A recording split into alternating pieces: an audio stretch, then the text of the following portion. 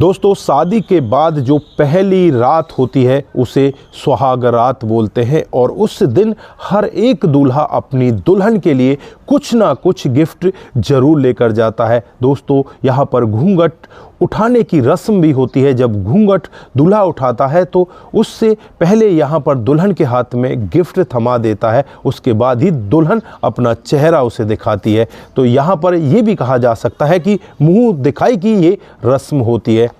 दोस्तों, आज की कहानी में एक दूल्हा अपनी दुल्हन के लिए ऐसा गिफ्ट लेकर जाता है, जो भी यहाँ पर उस गिफ्ट के बारे में सोचता है, सुनता है, हर कोई व्यक्ति दंग हो जाता है। हर कोई व्यक्ति सोचने के लिए मजबूर हो जाता है कि आखिरकार दूल्हे ने अपनी दुल्हन को ऐसा गिफ्ट क्यों दिया। अगर आप लोग भी पूरे मामले को डिटेल से जानना चाहते हैं तो वीडियो को जरा सा भी स्किप ना करें, लास्ट तक वीडियो को जरूर देखिएगा। दोस्तों, आगे बढ़ने से पहले हमारी वही रिक्वेस्ट कि जो हमारे चैनल के साथ नए हैं, कृपया करके चैनल को फॉलो कर ले, बेल आइकन को जरूर प्रेस करें। नमस्कार, जय हिंद। आप देख रहे हैं APH न्यूज राहुल रावत के साथ। दोस्तों, आज की जो हकीकत की घटना आप लोगों को बताने जा रहा हूं, ये चेन्नई के पुरुबल्लकम एरिया के अंदर एक पार्थ सारथी इलाका आता है और यहीं का रहने वाला जयसुआ, जिसकी उम्र लगभग 26 साल हो जाती है। दोस्तों, यहाँ पर जो जयसुआ होता है वो काफ़ी उम्रदराज हो चुका था और यहाँ पर उसका रंग थोड़ा सा सांवला होता है, इसलिए जल्दी से उसकी शादी नहीं होती। लेकिन 23 नवंबर 2025 को उसकी एक लड़की के साथ में शादी हो जाती है। लड़की का नाम अन्नू होता है, जो तिरुवल्लूर एरिया की रहने वाली होती है। दोस्तों, शादी होने के बाद जब यहाँ पर जयसुआ पहली रात को अपनी दुल्हन अन्नू के साथ कमरे में होता है तो यहाँ पर सुबह काफ़ी लेट हो जाता है। कमरे के अंदर से कोई आवाज़ ही नहीं आ रही थी। घर वाले यहाँ पर झांक कर कई बार देखने की कोशिश करते हैं, लेकिन कहीं से भी कोई सुराग उन्हें नहीं दिखाई देता, क्योंकि कमरा अंदर से बिल्कुल बंद था। बार बार दरवाजे को बजाया जा रहा था, लेकिन अंदर से कोई आवाज़ आ ही नहीं रही थी। दोस्तों, उसके बाद जब यहाँ पर गेट को खोलकर देखा जाता है तो गेट अंदर से खुला हुआ था।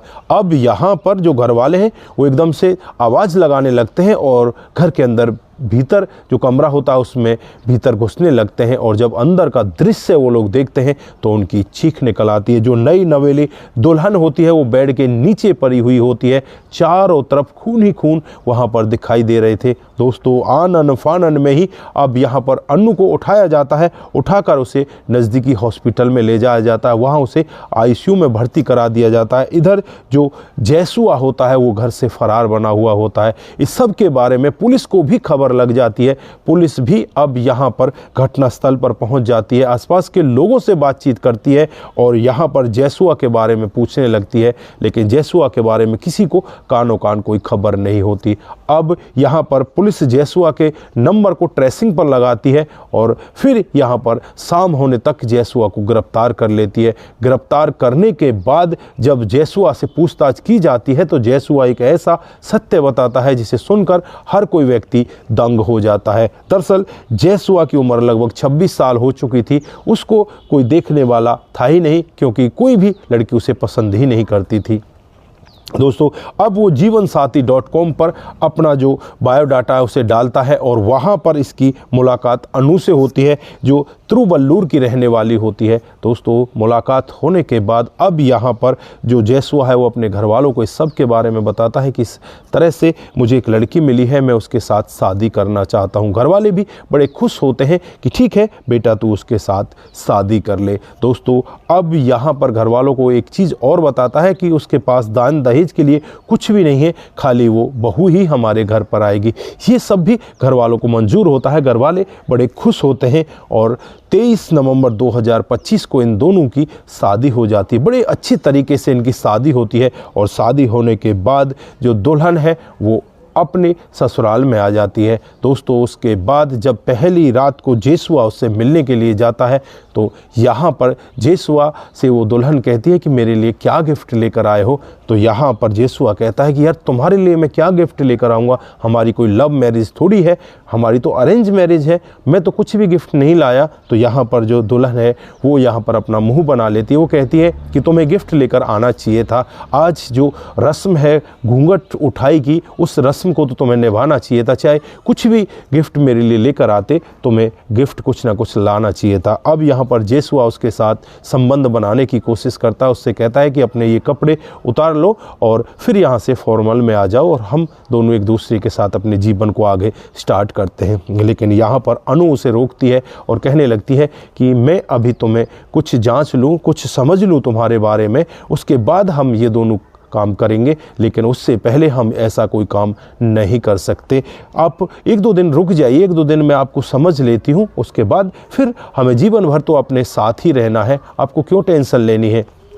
लेकिन यहाँ पर जेसुआ उससे कहता है कि नहीं नहीं, मुझे तो तुम्हारे साथ संबंध बनाने हैं, मैंने तुमसे कोई दान दहेज भी नहीं लिया, कोई पैसा भी नहीं लिया, फिर भी तुम ऐसा काम कर रही हो। तुम्हें नहीं पता मैंने तुमसे 7 फेरे लिए हैं, तो 7 फेरे लेने का मतलब शादी होती है, और शादी में मैं तुम्हारे साथ संबंध बना सकता हूँ क्योंकि तुम मेरी पत्नी बन चुकी हो। लेकिन यहाँ पर अनु उसे मना करती है और फिर यहाँ पर जो जेसुआ होता है उसे गुस्सा बहुत ज़्यादा आता है, वो दूसरे कमरे के अंदर जाता है और वहाँ से अपने साथ एक हथौड़ा लेकर आता है। दोस्तों यहाँ पर अन्नू को कहने लगता है कि तुम कह रही थी ना कि तुम्हारे लिए कोई गिफ्ट नहीं लेकर आया, ये लो तुम्हारे लिए मैं बहुत अच्छा गिफ्ट लेकर आया हूँ। अन्नू उसकी तरफ देखने लगती है, जेसुआ धड़ाम से दोनों हाथों से ताकत से उसके सर पर उस हथौड़े से वार करता है। दोस्तों एक बार तो अन्नू की चीख निकलती है, लेकिन उसके बाद वो वहीं पर बेहोशी की हालत में चली जाती है।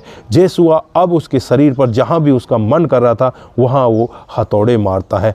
दोस्तों अब यहाँ पर जो अनु है उसकी हालत बहुत ही ज़्यादा ख़राब हो जाती है। जेसुआ को लगने लगता है कि अनु अब इस जहाँ को छोड़कर जा चुकी है। दोस्तों फिर वहाँ से जेसुआ चुपचाप फरार हो जाता है, किसी को कानो कान खबर नहीं लगती। दोस्तों पुलिस जब ये पूरा मामला जेसुआ के मुख से सुनती है तो जेसुआ के खिलाफ मामला दर्ज कर लिया जाता है और फिर यहाँ पर अनु से भी बात करने की कोशिश की जाती है। हालांकि उसकी हालत बहुत ही ज़्यादा ख़राब होती है, फिर भी यहाँ पर अनु के बयान दर्ज किए जाते हैं। तो अनु यहाँ पर यही कहती है कि जो मेरा पति जेसुआ है उसके संबंध कई और महिलाओं के साथ है, ये सब मुझे गांव में आकर पता चला और यहाँ पर वो 2 बच्चों की माँ के साथ भी इस तरह के संबंधों में था। इसलिए मैं चाहती थी 1-2 दिन में उसके समझ लूँ, उसके बारे में देख लूँ कि वो मुझसे कितना प्यार करता है, फिर मैं उसके साथ इस तरह के संबंधों में आगे बढ़ूं।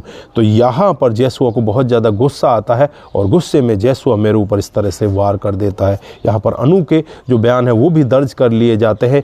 दोस्तों फ़िलहाल जो अनु की हालत है बहुत ही ज़्यादा गंभीर बनी हुई है, कहा नहीं जा सकता कि उसकी जो हालत है उसमें सुधार आए या ना आए, क्योंकि सर में इतनी तेज़ी के साथ हथौड़ा लगा है तो बहुत सारी जो हड्डियां हैं वो क्रैक हो चुकी हैं।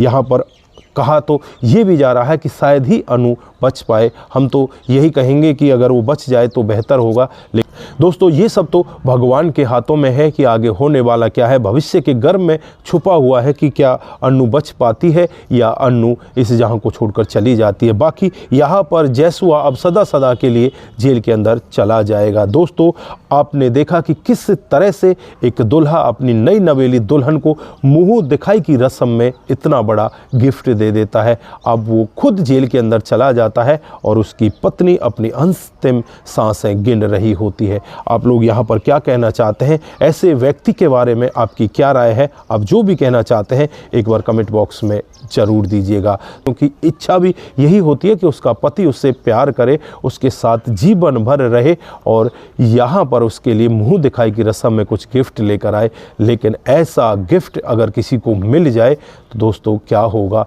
यहाँ पर जो लड़कियाँ इस मामले को सुन रही हैं वो भी एक बार के लिए घबराने लगी हैं कि पता नहीं आगे जीवन में क्या हो सकता है। दोस्तों ऐसे लोग भी, ऐसी मानसिकता के लोग भी हमारे समाज के अंदर भरे पड़े हैं जो ये तक नहीं देखते कि तुम क्या करने जा रहे हो। दोस्तों यहाँ पर आपकी जो भी राय है एक बार कमेंट बॉक्स में ज़रूर दीजिएगा। दोस्तों जिन साथियों ने हमारे पिछले वीडियोज़ पर कमेंट किए थे उनका नाम हम यहाँ पर बारी बारी से लेने वाले हैं।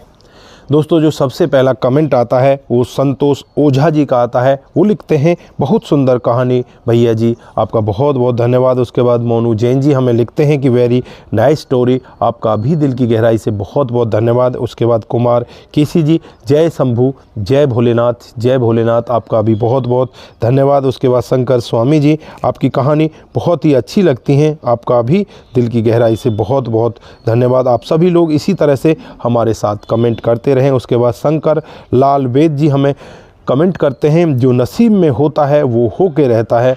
आपने बहुत ही अच्छा लिखा, आपका बहुत बहुत धन्यवाद। प्रवीण सिंह बेलावत जी हमें लिखते हैं कि आपकी कहानी बहुत ही सुंदर होती है, आपका भी दिल की गहराई से बहुत बहुत धन्यवाद। मुनमुन श्रीवास्तव जी, जय शिवशंकर, आपकी कहानी बहुत ही अच्छी है और मैं गोपालगंज बिहार से आपको देख रहा हूं, आपका भी बहुत बहुत धन्यवाद। उसके बाद जो कमेंट आता है चित्रलाल जरवाल जी का आता है, जय हो सर जी, गुड वर्क दादाजी उज्जैन से, दादाजी आपका बहुत बहुत धन्यवाद। उसके बाद रहीम खलीफा जी हमें लिखते हैं कि आपकी कहानी बहुत सुंदर होती है, रहीम जी आपका भी बहुत बहुत धन्यवाद। उसके बाद जो कमेंट आता है राजू अहमद का आता है, वो लिखते हैं वेरी नाइस कहानी, आपका भी बहुत बहुत धन्यवाद। शंकरलाल वेद जी हमें लिखते हैं कि आपकी कहानी बहुत ही बेहतर होती है। आप सभी का दिल की गहराइयों से बहुत बहुत धन्यवाद। आप सभी लोग इसी तरह से हमारे साथ बने रहें, इसी तरह से अपने कमेंट हमारे साथ में साझा करते रहें। दोस्तों सतर्क रहें, सावधान रहें, रिश्तों की अहमियत को ज़रूर समझें। नमस्कार, जय हिंद, जय भारत।